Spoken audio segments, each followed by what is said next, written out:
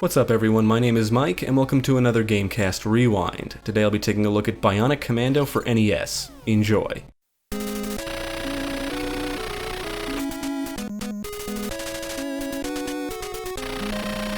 The original Bionic Commando was an arcade game developed by Capcom that released in 1987. It's an action platformer, and the gimmick is the protagonist's bionic arm, which features a grappling gun, allowing him to swing around the environments. An NES version was released in 1988 and contains significant differences from the arcade release. Furthermore, the Nazi symbolism seen in the Japanese version was stripped out of the North American version, which is the version I played for this review. The basic premise in both versions is the same, but instead of engaging Nazis, the enemies are referred to as the Bads. I've wanted to play this for a while, and I found a copy on eBay for pretty cheap, so I bought it. Now let's take a look at Bionic Commando and see what it's all about, and if it still holds up.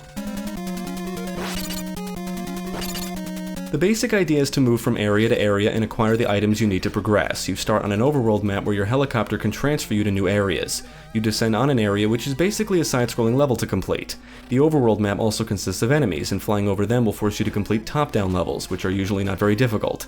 Most of the areas are hostile, but some are neutral. You can acquire items, enter buildings, and interact with NPCs in neutral areas, but if you attack anyone, you'll become a target.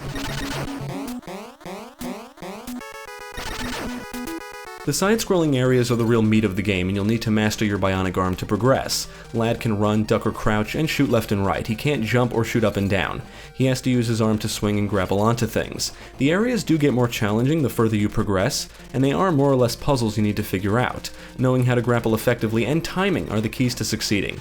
Making a mistake can result in having to trek back to where you were, taking damage or death, and the gameplay is very trial and error. Why Lad can't jump is never explained in-game. The controls will take some getting used to, and the stiff movement can be a bit of a bitch sometimes, but once you get the hang of things, swinging around the environments becomes a lot of fun. Before you descend onto an area, you get to choose what gear or equipment you can bring with you. You start with a standard gun and a communicator, but there are other items you can acquire which can be equipped before descending, some of which are required to progress. There's different types of weapons, protective gear, and communicators among other items. Areas will contain contact rooms where you can communicate with your own men and wiretap your enemies, both of which provide you tips and information on what's up ahead or what you need to do to proceed.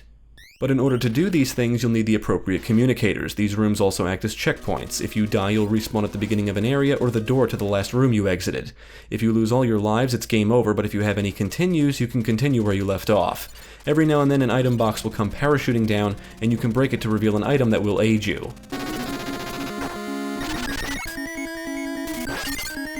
Bionic Commando is a challenging game, and you should get used to the idea of dying repeatedly. You'll start out against basic soldiers that patrol around and shoot at you, but soon enough you'll be up against shield soldiers, giant bugs, attack robots, helicopters, and laser cannons among other foes.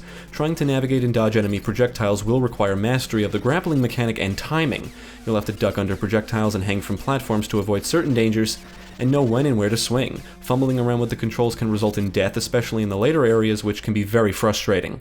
This is not a forgiving game. Enemies don't stop coming. They'll come parachuting down, they respawn, and they will always keep you moving when they're around. There are some enemies that are just annoying, like the man-eating plants that can kill you instantly.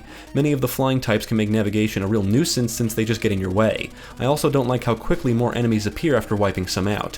For example, you kill one and another shows up almost immediately. There's little to no breathing room for thinking. Memorization is basically required. Regardless, the enemy variety is quite impressive, and the game is always throwing new types at you, and because of that, it's always pushing you to try new things. You just need to be careful. The goal of most areas is to get to the end and destroy the computer system, and you're rewarded with an item for doing so. You'll progress through different rooms and have to navigate around numerous obstacles. Many areas are very vertical, requiring you to navigate upward. At the end of most areas is a room which is where the computer system is. These rooms will normally contain a bunch of enemies and/or a tough enemy type that I guess can be considered a boss. And you'll encounter several of these boss types often. I kind of wish there was more boss variety. Most of them have specific weak points, and some of the computer systems will have a gun that fires at you, making destroying them even more difficult. There's many ways to die in Bionic Commando. Whether it be from enemies or environmental hazards, the game is always trying to kill you. Some weapons are better for certain situations, and some are actually required for getting past certain obstacles. Taking down enemies and moving through an area without taking damage is all about timing. It can be very easy to swing into enemies, pull yourself up onto platforms and get attacked by enemies, fall to your death, or land on spikes. Sometimes it's not always clear how to progress. Springboards launch you upwards, these slime things will carry you, you can ride certain platforms, and you can only grapple onto things like platform ceilings and specific objects. You can usually see what's around you, so you want to time your grapples and attacks, or chances are you'll take damage and or get knocked back.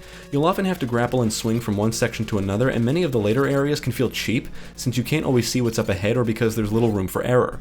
Analyzing your surroundings is important, but sometimes you have to move quickly and won't have a lot of time to think. Bionic Commando is the kind of game that requires practice. The story is set sometime in the 1980s. The Federation forces discover a document about a project called Albatross being developed by the Empire. They send in Super Joe, apparently the same character from the 1985 game Commando, to stop them, but he's captured. They then send in Lad Spencer, a commando with a bionic arm, to rescue him. I think the story was pretty good for the time it released, and the game sends you on quite an adventure. Bionic Commando looked pretty good for its time. There's a decent amount of color and detail in the environments. It doesn't look as good as the arcade game, but this is on the NES. The neutral areas all look and feel the same, but the hostile ones vary in appearance, making each one feel different. The sound effects are pretty basic, but the soundtrack is composed of catchy tunes that fit the action well. From a technical standpoint, I didn't encounter any issues.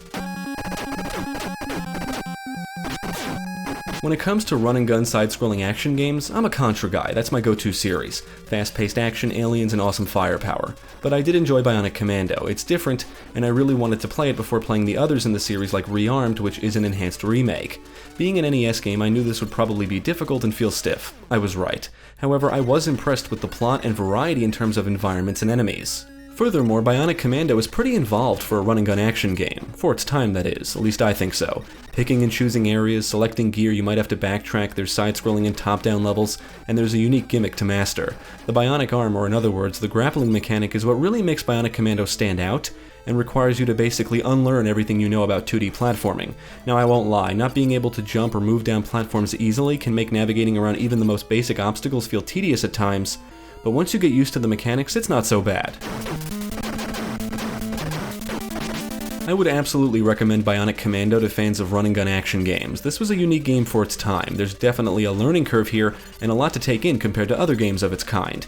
If you get frustrated easily, this might not be the game for you. Some aspects certainly feel dated, and some of the encounters and areas feel more cheap than fair. It's just a matter of trial and error. If you like side-scrolling action games, there's really no reason not to check this out, and you can find it for pretty cheap as of this review. Thanks for tuning in. I hope this video proved helpful. Stick with GameCast for more quality content, including the latest gaming news, podcasts, let's plays, and even more reviews. Be sure to check out my channel, Gaming Pastime, for new game reviews released every week. My name is Mike, and I thank you for watching.